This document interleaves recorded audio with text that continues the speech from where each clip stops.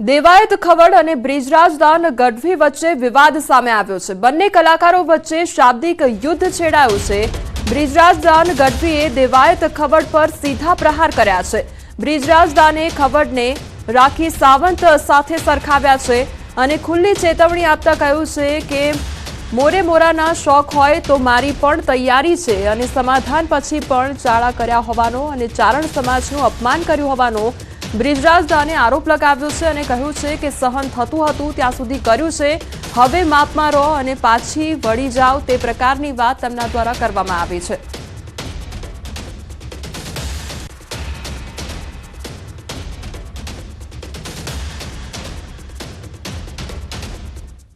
થોડાક દિવસોથી એક જે વિવાદ ચાલી રહ્યો છે, એક ભાઈ એમના સંસ્કાર મુજબ જેમ આવે એમ બોલી રહ્યા છે। હું મારા સંસ્કાર મુજબ જવાબ દઈશ।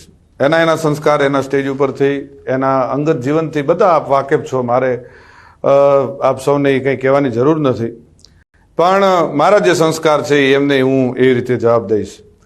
એમણે એમ કીધું કે સોનલમાના મંદિરે સમાધાન થયા પછી સોનલમાનો એણે માન ન રાખ્યું, સમાધાનનું માન ન રાખ્યું। તો પહેલી વાત એક કહી કરી દઉં કે 2 વર્ષ એ વાતને વીતી ગયા છે।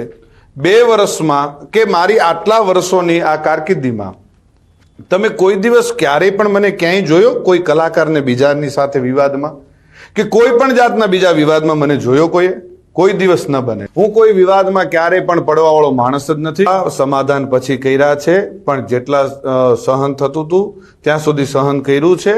પછી સહન થાય એવું નહોતું એટલે જવાબ દેવો ખૂબ જરૂરી હતો અને એને જ દીધો છે। આ પાકું હજી કહું છું કે 2025નું એને જ કીધું છે મેં। એમાં હજી હું કહું છું, રિપીટ એન્ડ રિપીટ કહું છું કે એને જ કીધું છે અને એને જે મજા આવે એને એ છૂટ છે। એને બહુ મોરે મોરાનો શોખ છે તો એને છુપા એના એડ્રેસ રાખવા પડે છે, એને છુપી રીતે રહેવું પડે છે। હું જ્યાં રહું છું, જે જગ્યાએ રહું છું, જગ જાહેર રહું છું। અને બીજું હું 50-50ના ટોળા લઈને નીકળવા વાળો માણસ નથી। હું એ બીકણ માણસ નથી। મારે કોઈ બોડીગાર્ડોને બધાને કોઈ કોન્ટ્રાક્ટ ઉપર રાખ। તો દેવાયત ખવડ અને બ્રિજરાજદાન ગઢવી વચ્ચે વિવાદ વકર્યો છે અને બંને કલાકારો વચ્ચે શાબ્દિક યુદ્ધ છેડાયું છે અને બંને દ્વારા એક બાદ એક પ્રતિક્રિયાઓ પણ આપવામાં આવી છે। મહીસાગરના ખાનપુરમાં આદિવાસી દાખલાનો વિવાદ સામે આવ્યો છે અને આ વિવાદ શમવાનું નામ નથી લઈ રહ્યો। આંદોલનને 51 દિવસ વીતવા છતાં ગ્રામજનોની સમસ્યાનો અંત ન આવતા લોકોમાં રોષ વ્યાપ્યો છે। વાત જાણે એમ છે કે મહીસાગરના ખાનપુર તાલુકામાં આદિવાસી હોવાનું પ્રમાણપત્ર ન મળતા 51 દિવસથી લોકોએ શિક્ષણનો બહિષ્કાર કર્યો છે। આંદોલનની શરૂઆતમાં આંગણવાડીના બાળકો સહિત ધોરણ 1 થી 8ના બાળકો શાળામાં જતા વાલીએ બંધ કર્યા બાદ હવે ધોરણ 8 થી 12ના બાળકોને પણ શાળામાં જતા બંધ કરી દેવામાં આવતા શિક્ષણ કાર્ય પર માઠી અસર જોવા મળી રહી છે। સ્થાનિકોના મતે છેલ્લા કેટલાય સમયથી ઉગ્ર રજૂઆતો અને ઉચ્ચ કક્ષાએ રજૂઆત કરવા છતાં પણ આદિવાસી હોવાના પ્રમાણપત્રો મળતા ખાનપુર તાલુકાના આદિવાસી લોકો દ્વારા શિક્ષણનો બહિષ્કાર કરવામાં આવ્યો છે। વાલીઓએ બાળકોને પશુઓ ચરાવવા અને અન્ય ઘરના કામો કરાવી રહ્યા છે, ત્યારે વાલીઓ જ્યાં સુધી આદિવાસીનું પ્રમાણપત્ર તંત્ર નહીં આપે ત્યાં સુધી આંદોલન આગળને આગળ વધારીશું અને આવનારા દિવસોમાં ચૂંટણીનો બહિષ્કાર કરીશું તેવું જણાવી રહ્યા છે। બીજી તરફ શાળાઓમાં પણ બાળકોની પાકી હાજરી જોવા મળી રહી છે।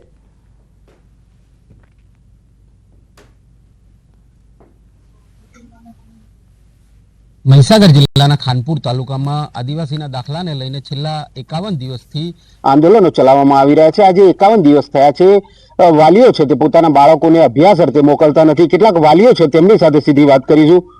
બસ શું કહેશો, બાળકોને મોકલતા નથી, અભ્યાસ બગડી રહ્યો છે, શું કહેશો? અમારો જે અભ્યાસ છે છોકરોનો એ પેલા પાયાથી બગડે છે સાહેબ, પણ આ લોકો કેમ નથી અમને દાખલા આવતા? અમારા દાખલા આલી તો અમારા છોકરો ભણાય મોકલ્યું, નકા અમે કોઈ વ્યક્તિની છેતરાઈએ નિયમની ઘણા બધા વ્યક્તિઓ છેતરી અને ગુમરાહ કરીને એમની ભૂલી ગયા કે તમને દાખલા આલ્યું, અમને ઓમ કરો તેમ કરો, તમે એમ ઓટાલ્યા, પણ અત્યાર સુધી કોઈ નેતા અમારા છોકરોની આઈની ઉભો નથી રહેતો કે તમારું છોકરોનું આ કરીએ કે તે કરીએ, કશું કરતા નથી। અમારા આજે 2 મહિનાથી છોકરો બેહી રહ્યો છે, અમે ગેસ ખેતી કરાવીએ, ઢોરો સરાઈએ, શું કરીએ? અમારો કોઈ ધન નહીં આવે, અમારો નિરાકરણ નહીં આવે ત્યાં સુધી તો અમે છોકરાની મોકલવાના જ નથી। ખાનપુર તાલુકાની અંદર અહીંયા ડામોર, માલીવાડ ને મચ્છર અને મચ્છર જો ખાનપુર આજુબાજુના 4 રાજ્યોની અંદર વસતા હોય, ડામોર જો 4 રાજ્યોમાં વસતા, એ લોકોને જો અધિકાર મળતો હોય તો અમને કેમ નહીં? એક વિચારવા જેવી બાબત છે. તો આજે 2 મહિના થવા છતાં અમારું શિક્ષણ બગડી રહ્યું છે અને અમે ઘણા બધા પ્રયત્નો કરવા લોકોને રજૂઆતો કરી, અમારા 200 વર્ષ જૂના પુરાવા એ લોકોને આપ્યા છે, પણ એમને હજુ સુધી કેટલા પુરાવા જોઈએ છે? હા સાહેબ, આજે 50 દિવસ થઈ ગયા આંદોલનને અને હવે તો સાહેબ અમારી એક જ માંગણી, અમને જે ડુંગરપુર સ્ટેટમાં અમે પહેલા હતા તો જ મોકલી દો. મારે આ સરકાર આમાં કશું જોતી નથી, એટલે અમારે કશું હવે અમે કશું જોવા નહીં આવતા. મારા વિદ્યાર્થીઓ શું કહે છે, કશું જ પડ્યું નથી આ લોકોને. હવે અમને પેલા જો સ્ટેટમાં તો જ મોકલી દો, આટલી જ મારી અરજી. હવે તો જ્યાં સુધી દાખલા નહીં મળે ત્યાં સુધી આંદોલન ચાલુ રહેશે તેવી ચીમકી ઉચ્ચારી અને ચૂંટણીનો પણ બહિષ્કાર કરીશું તેવી ચીમકી ઉચ્ચારી રહ્યા છે વાલીઓ. નિતેશ ભાટિયા, ન્યૂઝ 18 ગુજરાતી, મહીસાગર. અમને 6 તારીખે પણ આ શાળામાં ગામના વડીલો દ્વારા, એમના આગેવાનો દ્વારા અમને આવેદનપત્ર આપેલું છે કે આ આદિવાસી પ્રશ્નનો નિકાલ નહીં આવે ત્યાં સુધી અમે શાળાએ બાળકો મોકલવાના નથી. અને અમે વાલીઓને સમજાયા છે તેમ છતાં સમજતા નથી. એવું કહે છે કે સરકાર અમારો પ્રશ્ન હલ કરે તો જ અમે બાળકોને મોકલીશું, ત્યાં સુધી અમે શિક્ષણનો બહિષ્કાર કરીશું. અને દિન પ્રતિદિન સંખ્યા ઓછી જોવા મળે છે. હું તમને આંગણવાડી બતાવી રહ્યો છું કે આ આંદોલન ચાલુ થયા આજે 51 દિવસ થયા છે અને 51 દિવસની અંદર જે આંગણવાડીઓ છે તે પણ અહીંયા ખાલીખમ જોવા મળી છે. ન્યૂઝ 18 ગુજરાતી પહોંચ્યું છે લવાણા નંદઘર કે જ્યાં આંગણવાડી બિલકુલ ખાલીખમ જોવા મળી છે. અહીંયા એક પણ બાળક અહીંયા જોવા નથી મળી રહ્યો. આંગણવાડી ખાલીખમ જોવા મળી છે. દ્રશ્યો જોઈ શકો છો કે બિલકુલ આંગણવાડી અહીંયા ખાલીખમ જોવા મળી રહી છે. કેટલા એવા આદિવાસી લોકો છે ખાનપુર તાલુકાના, તેમના એક જ માંગ છે અને એક જ માંગને લઈને અડગ અહીંયા જોવા મળી રહ્યા છે. વાત છે દાખલાની કે આદિવાસીનો દાખલો જ્યાં સુધી આપવામાં નહીં આવે ત્યાં સુધી આંગણવાડીથી લઈને 1 થી 12 ધોરણના બાળકોને અત્યારે સ્કૂલે જવાનું બંધ કર્યું છે. કહી શકાય કે પાયાનું શિક્ષણથી લઈ હવે બોર્ડની પણ એક્ઝામ આવી રહી છે ત્યારે બાળકોનું શિક્ષણ કાર્ય છે તે પણ બગડી રહ્યું છે. ત્યારે હવે આગામી સમયમાં આંદોલન કેવા પ્રકારનો મૂડ લે છે તે જોવું રહ્યું. નિતેશ ભાટિયા, ન્યૂઝ 18 ગુજરાતી, મહીસાગર. હાલ ડુંગળીથી ઉભરાયું છે ગોંડલ માર્કેટિંગ યાર્ડ અને ડુંગળી રાખવાની જગ્યા ન હોવાથી આવક બંધ થઈ છે. 2 લાખ કટ્ટા ડુંગળીની આવક થઈ છે ત્યારે મણ ડુંગળીના ભાવ 200 થી 450 બોલાયા છે. માર્કેટ બહાર ડુંગળી ભરેલા વાહનોની કતાર લાગી છે ત્યારે સૌરાષ્ટ્રનું અગ્રીમ ગણાતું ગોંડલ માર્કેટિંગ યાર્ડ હાલ ડુંગળીના પાકથી ભરચક થઈ ગયું છે. નબળી ક્વોલિટીની 20 કિલો ડુંગળીના ભાવ 200 રૂપિયાની આસપાસ મળ્યા હતા, જ્યારે સારી ગુણવત્તાવાળી ડુંગળીના ભાવ 450 રૂપિયા પ્રતિ કિલો મળ્યા હતા. ગોંડલ માર્કેટિંગ હજારો ખેડૂતો ડુંગળીનો પાક વેચવા માટે આવતા હોય છે, જેમાં ખાસ કરીને રાજકોટ જિલ્લાના ગ્રામ્ય વિસ્તારો ઉપરાંત આસપાસના જિલ્લા જેવા કે જૂનાગઢ, પોરબંદર, જામનગર સહિતના જિલ્લાના ગ્રામ્ય વિસ્તારમાંથી ખેડૂતો ડુંગળી વેચવા માટે ગોંડલ માર્કેટિંગ યાર્ડ ખાતે આવ્યા હતા. રોડની બંને સાઈડ 8 થી 10 કિલોમીટરની લાઈનો થયેલ હતી. ડુંગળીની આવક જોઈએ તો 2 લાખ કટ્ટાથી વધુ આવક થયેલ છે અને ખેડૂતોને પોષણક્ષમ ભાવ મળી રહ્યા છે. 20 કિલોના ભાવ જોઈએ તો 200 રૂપિયાથી લગાડીને 450 રૂપિયા સુધી ડુંગળીના ભાવ હરાજીમાં ખેડૂતોને મળી રહેલ છે અને હાલ ડુંગળીની આવક અત્યારે પુષ્કળ આવક થતાં આવક બંધ કરવામાં આવેલ છે.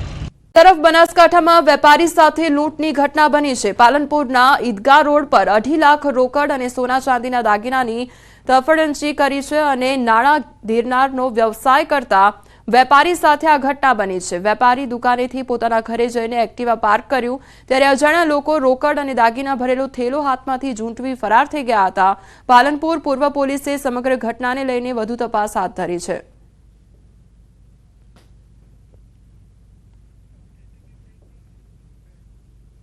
સુરતમાં એસટી ડ્રાઈવર સાથે ખોટી રીતે દાદાગીરી કરવી ભારે પડી ગઈ છે. અડાજણમાં એસટી બસ ડ્રાઈવર સાથે મારામારી કરનાર 2 મહિલા અને યુવક સામે કાર્યવાહી કરવામાં આવી છે. જાહેરમાં બસ ડ્રાઈવરને માર મારનારને જેલના સળિયા ગણવાનો વારો આવ્યો છે. એસટી બસ ડ્રાઈવરે પોલીસ ફરિયાદ નોંધાવતા પોલીસે 2 મહિલા સહિત 3 આરોપીની ધરપકડ કરી છે. 2 દિવસ પહેલા એસટી બસ ડ્રાઈવરને રોકીને એક્ટિવા ચાલક મહિલાઓએ રકઝક કરી હતી અને જાહેરમાં તમાચા માર્યા હતા, જેનો વિડીયો સોશિયલ મીડિયામાં વાયરલ થયો હતો. અડાજણ પોલીસે ફરજ રૂકાવટ અને મારામારીની ફરિયાદ નોંધી કાર્યવાહી હાથ ધરી છે. યુનિવર્સિટીની નોન ટીચિંગ સ્ટાફની ભરતી પ્રક્રિયામાં કૌભાંડ આચરવામાં આવ્યું હોવાનો આક્ષેપ થતા ખળભળાટ મચ્યો છે. સરકારી ભરતી પ્રક્રિયાને લઈને કચ્છ યુનિવર્સિટી ફરી વિવાદમાં આવી છે. કચ્છ યુનિવર્સિટીમાં નોન ટીચિંગ સ્ટાફની ભરતી પ્રક્રિયામાં 16 નિયમોનો ભંગ કરીને આસિસ્ટન્ટ રજિસ્ટ્રારે અને 4 સેક્શન ઓફિસરની ગેરકાયદેસર ભરતી પ્રક્રિયા કરાવવાની ફરિયાદ ગાંધીનગર શિક્ષણ વિભાગને કરવામાં આવી છે, જેને લઈને અનેક તર્ક વિતર્ક સર્જાયા છે. કચ્છ યુનિવર્સિટીમાં ગત વર્ષે માર્ચ 2024માં નોન ટીચિંગની કુલ 28 પદની અલગ અલગ કેટેગરી માટે જાહેરાત બહાર પાડવામાં આવી હતી.